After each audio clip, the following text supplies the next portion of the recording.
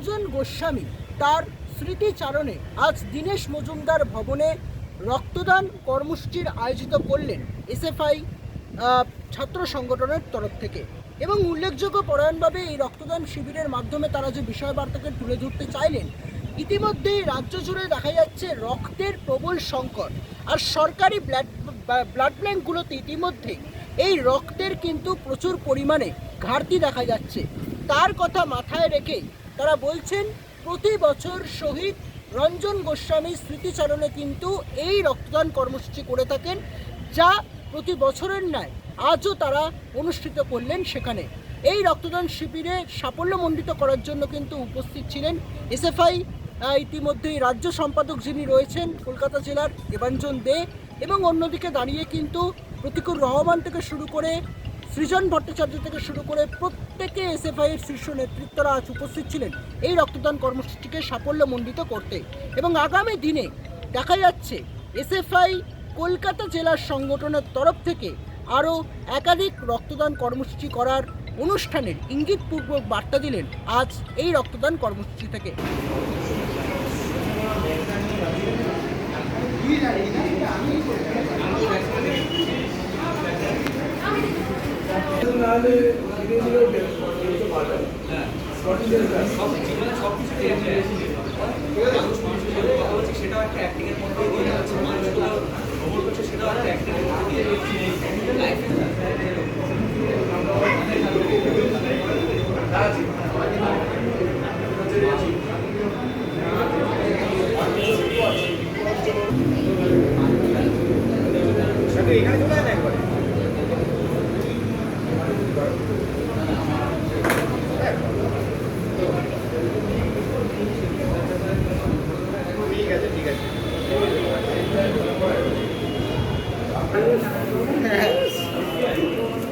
এই ছবিটা আমি স্যারকে পাঠাবো, ঠিক আছে? আমি করে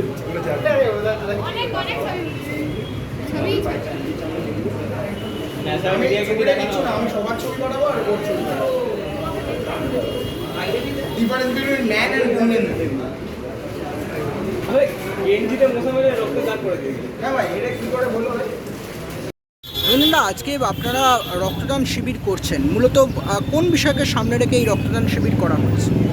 শহীদ কমরেড রঞ্জন গোস্বামীর স্মৃতিতে প্রতি বছরই এই দিনটা পালন করা হয় রক্তদান শিবিরের মাধ্যমে। দীনেশ মজুমদার ভবনেই রক্তদান শিবিরটা সংগঠিত হয় প্রতি বছর। রক্তের সংকট সব মিলিয়ে যা গরম পড়েছে, তাতে আরও এই সরকারি ব্লাড ব্যাঙ্কগুলোতে রক্তের সংকট বেড়েছে। সরকার উদাসীন প্রতি বছরের মতোই, এবং রক্তের সংকটটা নিয়ে সার্বিকভাবে সরকারের মধ্যে একটা ঔদাসীন্য কাজ করে, মূলত এই ক্রাইসিস মোমেন্টগুলোতে যে সময় রক্ত পাওয়া যায়। তো আমরা সেই সবটাকে মাথায় রেখে প্রতি বছরই এই দিনটাকে বিশেষ করে শহীদ কমরেড রঞ্জন গোস্বামী 1977 সালে দুষ্কৃতীদের হাতে শহীদ হয়েছিলেন, তার স্মৃতিতেই রক্তদান শিবির করি, এবছরও চলছে। আচ্ছা, আরেকটা বিষয় দেখা যাচ্ছে, এবার একটু অন্য বিষয়ের দিকে যাই। 10ই জুলাই ইতিমধ্যেই দেখা যাচ্ছে যে 4 বিধানসভা কেন্দ্রের উপনির্বাচন, সেখানে গুরুত্বপূর্ণভাবে উল্লেখযোগ্য পরায়ণভাবে মানিকতলা একটি বিধানসভা কেন্দ্র, সেখানে কি আপনারা প্রার্থী দেবেন? এটা তো মানে পার্টি বলতে পারবে, পার্টির ভাবনা চিন্তা সমস্তটা মিলিয়ে। তবে মানিকতলার মানুষ দীর্ঘদিন তারা বিধায়কহীনভাবে থেকেছেন, তার কারণ হচ্ছে তৃণমূলের পারিবারিক কোন্দল। তৃণমূলের পারিবারিক কোন্দলের জন্য মানিকতলার মানুষ তারা অভিভাবকহীন হয়ে থেকেছেন। বিধায়ক মানুষ কেবলমাত্র কোনো একটা মানে আইন প্রণেতার জায়গা শুধু নয়, একই সাথে এলাকার অভিভাবক। সেই জায়গায় মানুষ অভিভাবক পাবেন, এবং যোগ্য অভিভাবক পাবেন, সৎ মানুষ, নিষ্ঠাবান মানুষ, যে মানুষের জন্য ভাববে, মানুষের জন্য করবে, মানিকতলার মানুষকে নতুন দিশা দেখাবে, এটাই আশা রাখবে। নিরঞ্জনদা, আরেকটা বিষয় দেখা যাচ্ছে, সেটা হচ্ছে গিয়ে গতকাল বিধানসভায় দাঁড়িয়ে ভাঙড়ের বিরোধী বিধায়ক তথা আইএসএফ নেতা নওশাদ সিদ্দিকী তিনি কোথাও গিয়ে এই আইএসএফের যে প্রার্থী হিসেবে তিনি দাঁড়াতে পারলেন না, এবং শেষ পর্যন্ত তিনি কোথাও গিয়ে এই বামকেই দোষারোপ করছেন এবং বলছেন যে সবটুকু কি তার আলিমুদ্দিনে বাঁধা রয়েছে, এবং আলিমুদ্দিন কি ঠিক করবেন যে কোথায় তিনি প্রার্থী দেবেন, কোথায় তিনি প্রার্থী দেবেন না, কেনই বা বিধায়ক পদ তিনি ছাড়বেন? মোহাম্মদ সেলিমের কথা কি তিনি উঠে বসবেন? কি বলবেন এই বিষয়কে? এক হচ্ছে ওনার টিকি কোথায় বাধা আছে, সেটা ওনার যে ভূমিকা এই গোটা নির্বাচনটাকে কেন্দ্র করে সেটা থেকে বোঝা যাচ্ছে, বেশ মানুষ সেটা ধরে নিতে পারছে। যাই হোক, কিন্তু মুশকিল হচ্ছে যে এই প্রতিটা বাক্যে একবার করে আলিমুদ্দিন শব্দটা উচ্চারণ না করলে উনিও বুঝতে পেরেছেন উনি বোধহয় ভেসে থাকতে পারবেন না খবরের মধ্যে, তাই বারবার এই ওনাকে যাই প্রশ্ন করা হয় উনি ঘুরে ফিরে চলে আসেন হচ্ছে যে আলিমুদ্দিন। অতএব এইভাবে হচ্ছে যে এই ধরনের কথা বলে সামগ্রিকভাবে মানুষের মধ্যে একটা অন্য ধরনের ভাবনা, চিন্তা, বাতাবরণ তৈরি করবার কোনো মানে হয় না। উনি ওনার কাজ করুক, উনি ওনার কাজ যা যা করছেন সেটা মানুষের সামনে তা পরিষ্কার হচ্ছে, উনি ওনার কাজ করুন এবং আলিমুদ্দিন তার কাজ করবে, সামগ্রিকভাবে বাম আন্দোলন তার কাজ করবে। সুরেন্দা, আজকে আপনাদের রক্তদান শিবির হচ্ছে, মূলত কোন বিষয়কে সামনে রেখে এই রক্তদান শিবির আলোকপাত করছে বলবেন? রঞ্জন গোস্বামী এসএফআই-এর ইতিহাসে পশ্চিমবঙ্গ থেকে একজন কেন্দ্রীয় কমিটির সদস্য, কেন্দ্রীয় কার্যনির্বাহী কমিটির সদস্য শহীদ হয়েছে ৭৭ সালে।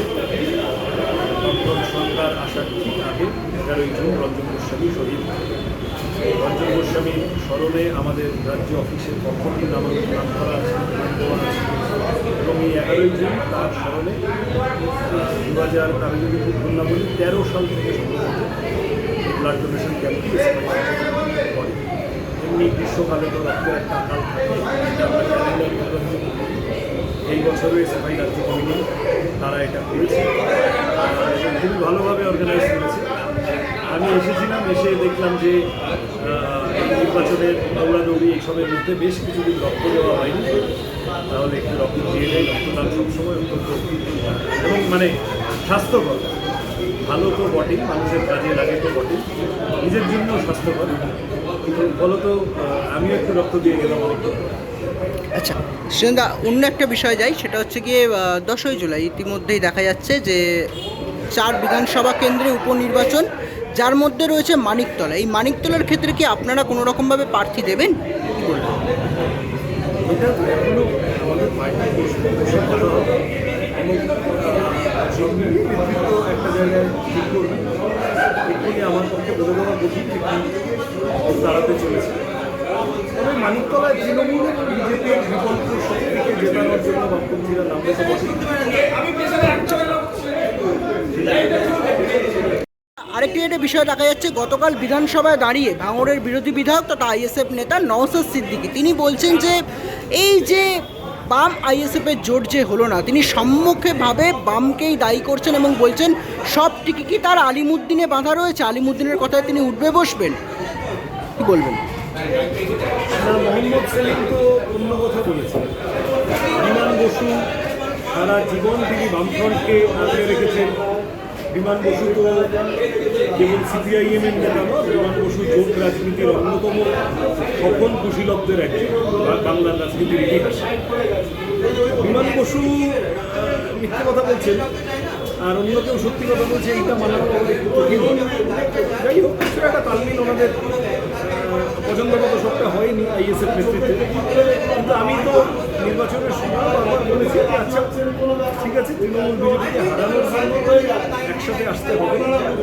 এই যে আইএসএফ একটা ভোট পেল, আইএসএফেরও বিধানসভার থেকে ভোট কমলো একা লড়তে গিয়ে ভাঙড়ে, এটা নিশ্চয়ই আইএসএফের ভোট খুব ভালো হলো, সেটা ওনারা বিবেচনা করবেন। আমি জানি না নওশাদ সিদ্দিকী কী বলেছেন, আমি ওনার সাথে অন্তত আমার তরফ থেকে আমি কোনোদিন সৌজন্যের অভাব রাখি।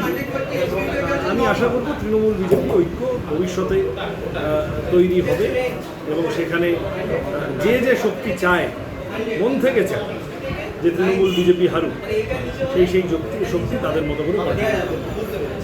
আচ্ছা, আরেকটা সেটা হচ্ছে গিয়ে ভোট মিটে গেছে কিন্তু ভোট পরবর্তী হিংসা অব্যাহত দেখা যাচ্ছে। যাদবপুর থেকে শুরু করে কসবা এবং রাজ্য জুড়ে শহর কলকাতার একাধিক জায়গায় এই ছবি। এই লোকসভা ভোট এলে কি রক্তপাত শুধুই হবে, মানে ভোট মিটে গেলেও এই ছবি দেখা যাবে, ভোট হলেও এই ছবি দেখা যাবে, এটা কি বন্ধ করা যাবে না? কি বলবেন? তৃণমূল কংগ্রেস আসলে ভোট পেয়েছে, কিন্তু কোনো কারণে তৃণমূল কংগ্রেস প্রচণ্ড নিরাপত্তাহীনতায় ভোগা একটি। কিছুতেই কনফার্ম করতে পারে না যে তারা মানুষের কতটা সমর্থন পেয়েছে।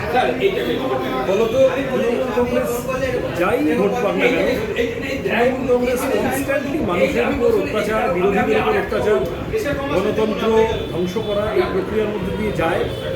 কারণ দে আর ভেরি আন্ডার কনফিডেন্ট যে ওরা যে সমর্থনটুকু পেয়েছে সেটা গাজোয়ারি না করলে কতদিন থাকবে, সেই আস্ফালন থেকেই হয়তো এটা করেছে। এগুলো তৃণমূল আগামীর নিজেদের কবর করছে। যাদবপুরে যেরকমভাবে আগে দেখা গেছিল সৃজন ভট্টাচার্যকে, একের পর এক ভোট পরবর্তী হিংসা দেখা যাচ্ছে, একের পর এক ছবি ফুটে উঠছে। যাদবপুরের মানুষ কি আপনাকে আগামী দিনেও একই রকমভাবেই পাশে পাবেন, কি বলবেন? আমি তো অলরেডি আছি, আমি বেশি তোমাদের খবর দিচ্ছি না, কিন্তু যা মানুষ যা যেখানে যা বিপদে পড়ছে ভোটের পর, শুধু সিপিএম কেন, সব পার্টি যারা যেখানে বিপদে পড়ছে আমি থাকছি, আমরা থাকছি এবং আগামী দিনেও থাকবে, নিয়ে কোনো সমস্যা নেই। এখন দেখার বিষয়ে পরবর্তী পরিস্থিতি কোন দিকে যায় সেটা থাকবে নজর রাখুন শুধুমাত্র ভিশন প্লাস নিউজে। কলকাতা থেকে বিদীপ্ত বিশ্বাস, ভিশন প্লাস নিউজ। আমরা সরকার সাথে কথা বলি।